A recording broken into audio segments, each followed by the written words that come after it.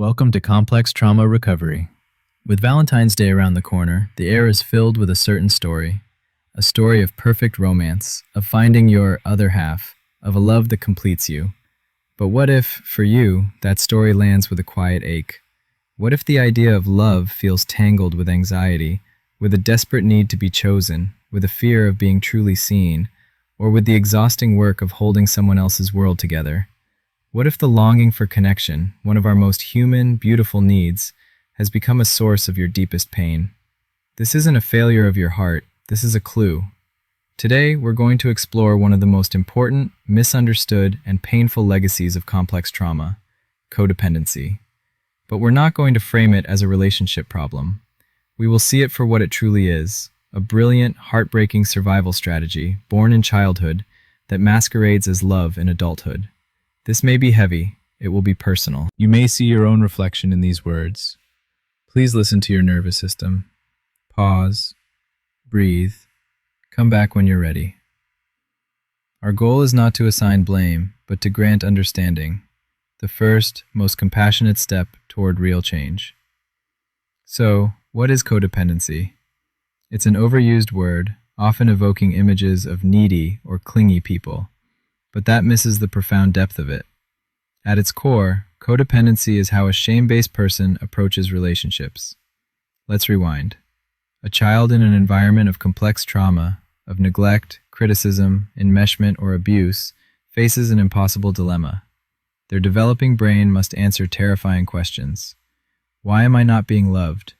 Why is it unsafe here? The only answer a child can logically arrive at is, it must be me. I must not be good enough. I must not be lovable. This is the birth of toxic shame, not a feeling, but a core identity. I am flawed at my very foundation.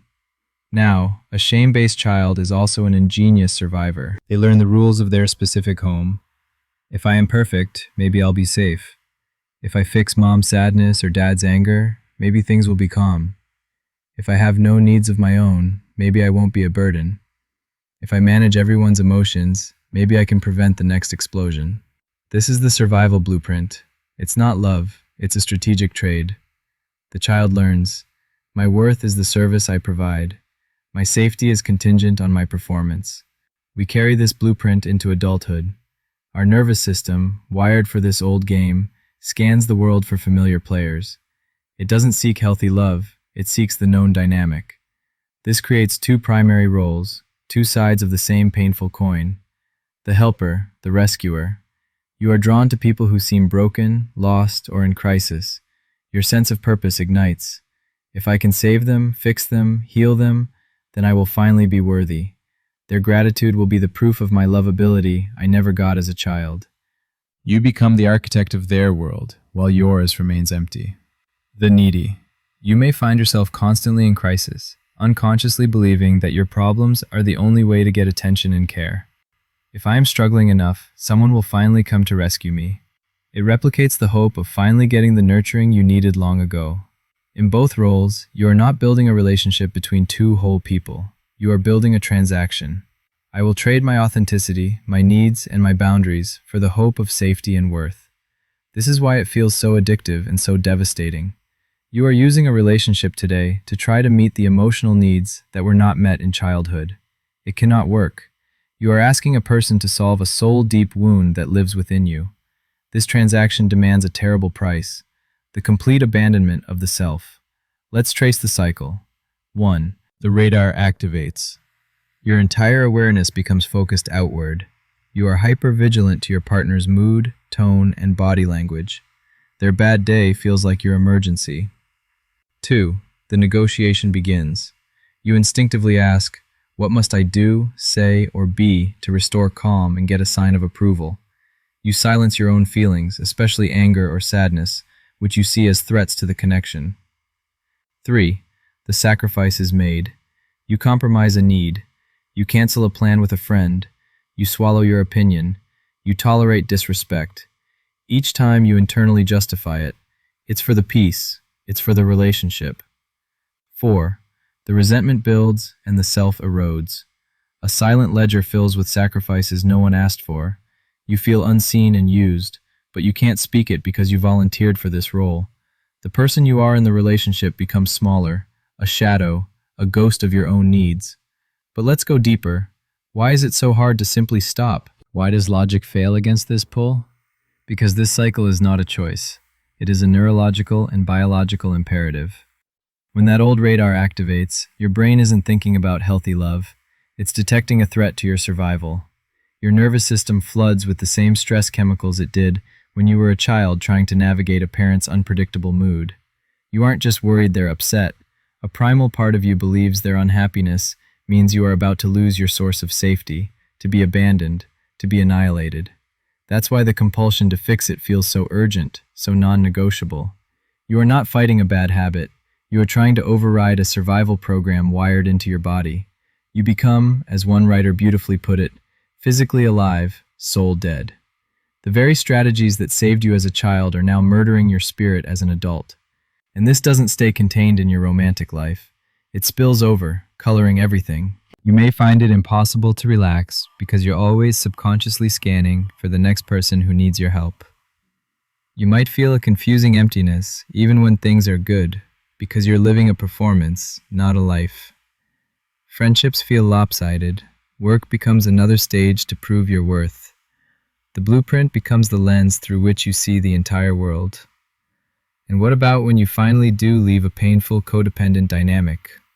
The tragedy is that the blueprint remains, and unless it's addressed, the next person you're drawn to, the next relationship you build, will likely follow the same invisible architecture. You might escape a particular person, but you carry the factory settings for that kind of connection within you. This is why it can feel so hopeless, so destined to repeat. You are the common denominator, not because you're flawed, but because the internal software is still running. Healing from codependency is not about learning better relationship tips. It is about dismantling the survival blueprint and building an inner home. It begins with the most compassionate reframe. You are not broken. You are brilliantly adapted. These patterns were your lifeline.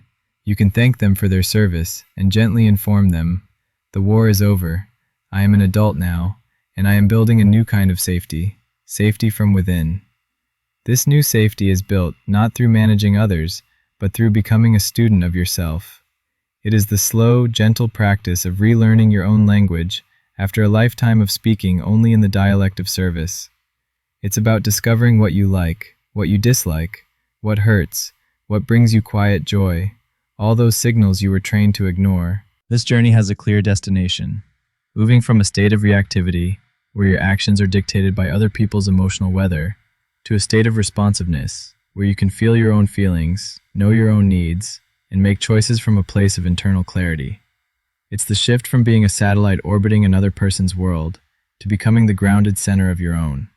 Your first steps are internal. Spot the pattern, just notice. The next time you feel that anxious pull to fix, manage, or people please, pause.